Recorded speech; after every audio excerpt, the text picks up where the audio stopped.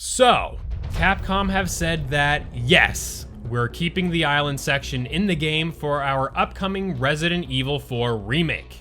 And for the most part, people started a party.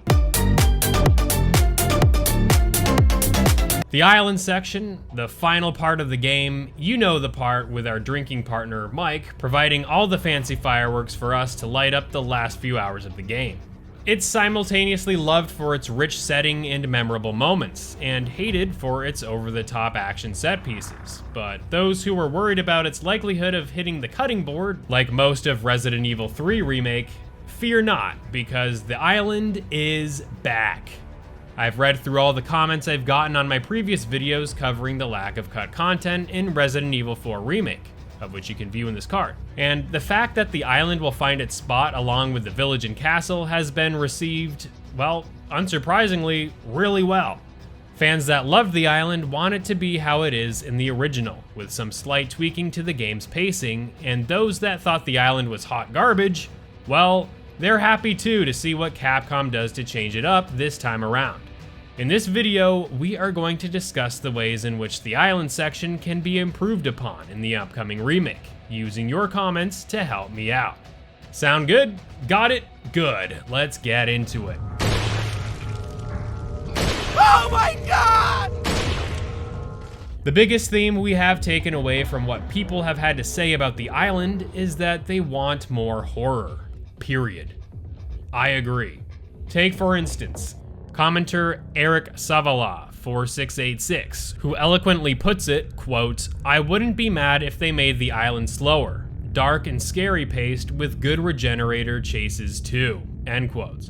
I completely agree here, as some of the sections here on the island are simply a bit too over the top with the Michael Bay explosions, action, and tempo, which is why so many people had issues with this section in the first place. By incorporating more of a focus on the slower moments that build tension and unease, the pace will be more in line with the previous sections of the game, while still having some great action moments sprinkled in, like the Krauser fight, and paying our respects to Mike. Capitalizing on the regenerator enemy type and exploring more of their horrifying design will no doubt keep players on their toes more with this decidedly darker tone this remake is going for. We've got a lot to say about the regenerators, as they are a fundamental area of the island that nearly everyone loved. These crazy science experiments are exactly the types of nightmares you don't want to see go wrong in a prison colony. Their haunting breaths and sinister face do a great job at highlighting their menacing pearly whites, as they do everything they can, which means slowly inch forward towards the player, to sink their teeth into us. Commenter Underground0331 sums up what made the regenerators work and the overall feel of the island section brilliantly, with, quote, "The game was a masterpiece. However, the tension we feel when meeting the first regenerator is the tension the entire island should have throughout. I think the island should be more focused on the experiments and fleshing out the lore rather than feeling like a COD deathmatch," end quote. I think what made the regenerators so spectacular was that these crazy enemies were introduced right after a massive encounter with all the Ganados and their stun batons and the Gatling gun brutes. What felt like a power fantasy using our upgraded equipment against these annoying Ganados quickly turned everything upside down, as we could essentially poke as many holes into these regenerators as we had bullets, yet they'd still regenerate their limbs and come crawling back for more. Getting the infrared scope attachment for our sniper rifle was essential in sniping the parasites within these ghoulish creatures and finishing them off for good. A grenade toss also does the trick. I love that these enemies really forced you to keep your distance from them, as they can take huge chunks of health off you, and also do this to you, which of course isn't very pleasant. Now let's take a look at what some of you had to say about what you'd like to see improved upon in the island section to make it more cohesive. The one and only The Wong Generator writes, in quotes, "I actually welcome the return of the island, since there's definitely room for improvement upon the original. Leaning in more towards the inhumane experiments leading to regenerators, Iron Maidens, would be nice. I remember the one part of the original island where you explore a short prison wing. I'm really hoping they expand that specific part to a full-blown military prison filled with experimental Las Plagas enemies. would really tie in the horrors that Louise experienced as a geneticist. It was themed pretty well, and I was disappointed that it was such a short part before the action really escalated." End quote. This viewer said it masterfully throughout the post, and what I most identify with it is the end, in which these moments of tension were such short parts of the island itself, as the game quickly reverted to its high action tempo afterwards.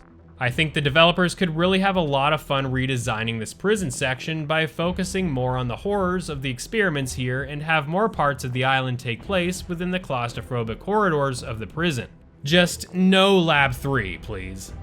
So far, we've touched base on toning down the action just a bit, doing more with the regenerators, and focusing more on the prison and lab experiments. What else are we missing? I'll throw in 2 quick suggestions before moving on to more comments. 1, bring back U3, better known as It. This boss fight was among the highlights in the game for me, as the setup was masterful. Venturing into the underbelly of the island, it was eerie and surprisingly void of enemies. Until we get thrust into this cage with a vile experiment worked on by Salazar's research team. Fighting this thing inside a narrow crate while frantically looking to shoot at gate switches to escape it was a real horror treat, and one that I'd love to see return here. And 2, Mike. Sorry, bad traffic. I'll cover you. Enough said. Want to add to the list? Comment down below. To wrap up this video that caps off what I think deserves to stay here in Resident Evil 4 Remake is brilliantly said by viewer Mukuro1606 in quotes, "I personally never had any issues with the island. I really liked it, and it had its pretty creepy moments just like everywhere else.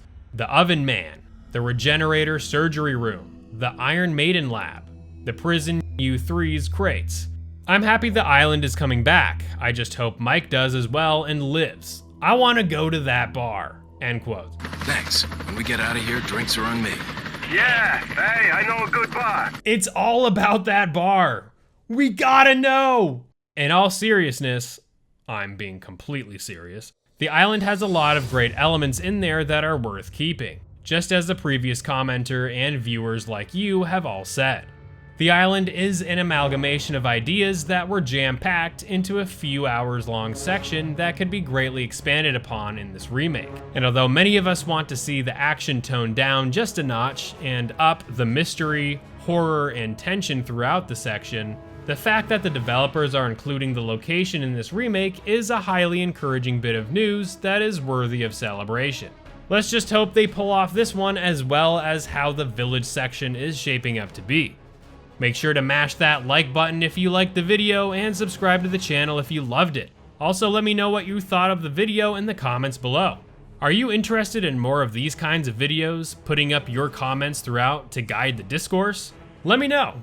Hit this video here if you want to take a look at just how similar and dissimilar the opening moments of the Resident Evil 4 Remake is to the original. Thank you all for the support, and I look forward to seeing you in the next video. Peace.